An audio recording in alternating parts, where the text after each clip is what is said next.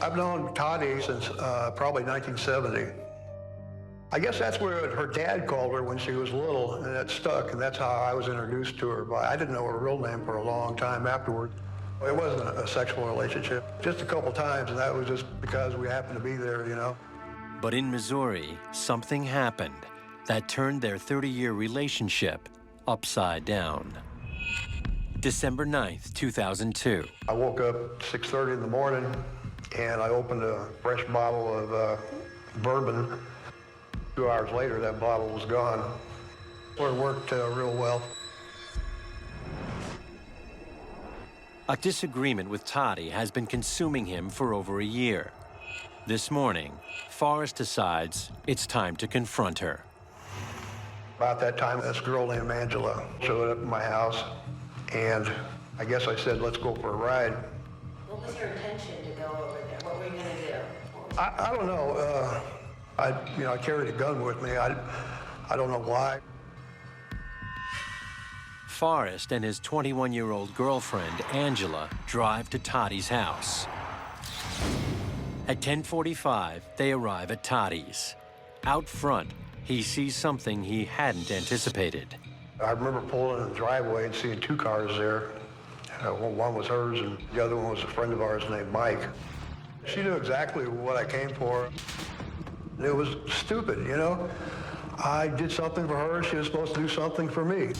I asked her, you know, all I wanted was a lawnmower. She said, Earl, I'll get you a lawnmower. I guess maybe I felt like I was being lied to again. I don't know. She looked at me, and then she looked at Mike, and I thought she rolled her eyes like, oh, yeah, okay, whatever, you know. And I think that pissed me off. And I shot Mike. Mike is 41-year-old Michael Wells, a neighbor of Dottie, who worked at the local Walmart.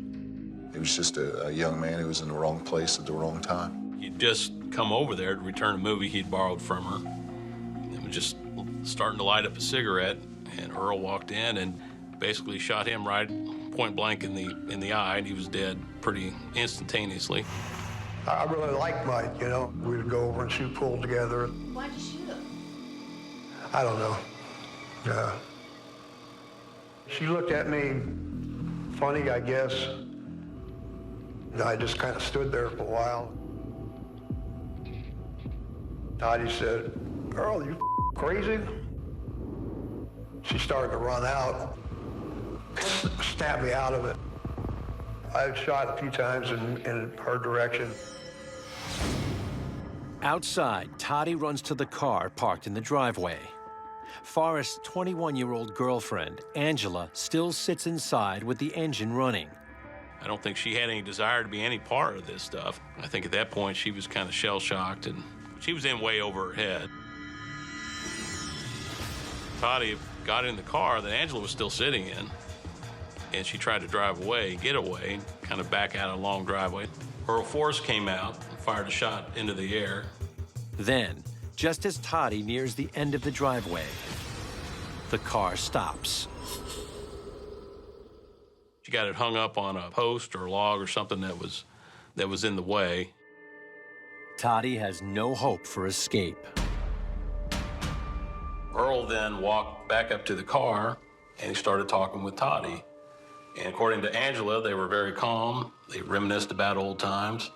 And then he talked her into going back into the house.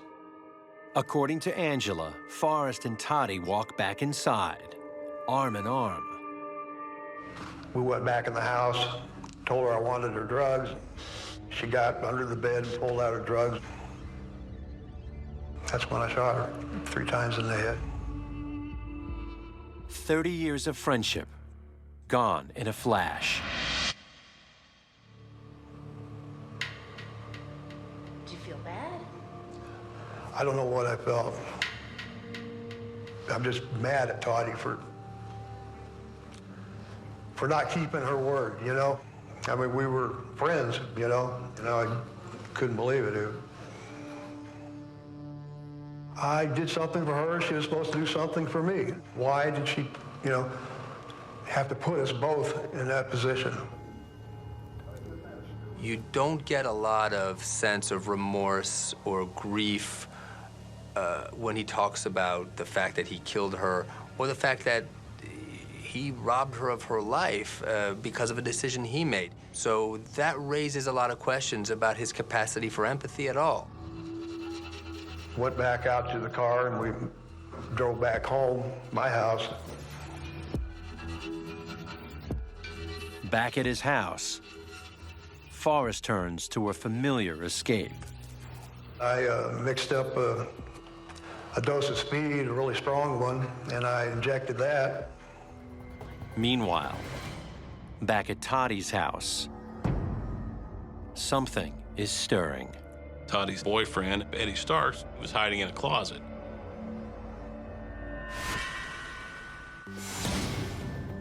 Earlier that morning, Eddie is in one of the back rooms at Tottie's when he hears the front door open, followed by Forrest shouting about a lawnmower.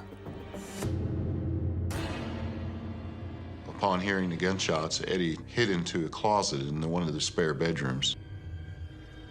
He heard Harriet being questioned as to where the drugs were, and he heard several gunshots.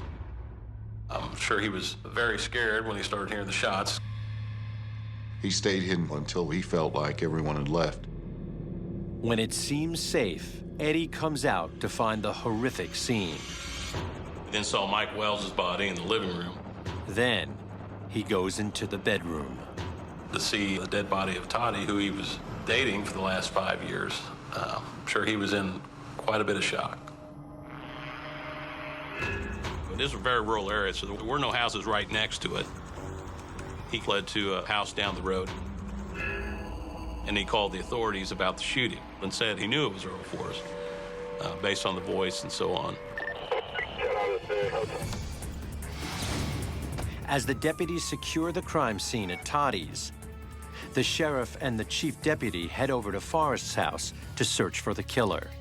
The sheriff and the chief deputy, Joanne Barnes, knew about Earl Forrest and had some dealings with him and knew where he lived. As the sheriff's car pulls up in front of Forrest's house, Forrest and his girlfriend, Angela, are watching. I have a big glass bay window, living room of my house, that's where I was sitting, and we could see them drive up. Well, I know they're not there to sell tickets to the policeman's ball, you know, I know that. So I had Angela go to the door. And it was at that point that Earl began firing upon Deputy Joanne Barnes and Sheriff Bob Walford. Deputy Sheriff Joanne Barnes is shot at point-blank range, never having the chance to defend herself. Earl Forrest hit Deputy Barnes in the head and abdomen, and she immediately fell unconscious there at the doorstep. The sheriff got slightly winged in the abdomen, and he returned fire as he backed away. Sheriff Bob Wolford takes cover behind his patrol car. He changed magazines and topped off his weapon and prepared in case Earl tried to advance on his position. And he called for backup and an ambulance. Within minutes, there were approximately 7 law enforcement vehicles showed up from Salem Police, Dent County Sheriff's Department, and Highway Patrol. When my partner and I arrived at the scene, other officers were crouched and hidden behind their vehicles. Their vehicles were riddled with bullet holes. I got shot in the mouth from the sheriff. Right here. That's why I don't have any lips left. Plus the gun had been shot in the initial shootout. I grabbed my .22 rifle and I was shooting out the door with that. I heard some crying, and that's when I saw that Angela had been hit. I asked her, well, what's wrong with you?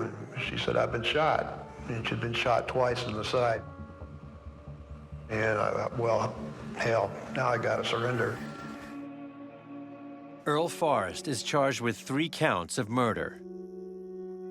His public defender argues that the murders were not premeditated, and therefore Forrest is guilty only of second-degree murder. The fact that it was a multiple homicide, the fact that it was a peace officer that got killed, it wasn't a close call. It was a pretty easy decision to make. On October 8, 2004, the jury only needs 3 hours to reach a verdict. They find Forrest guilty of first-degree murder and sentence him to 3 counts of death by lethal injection.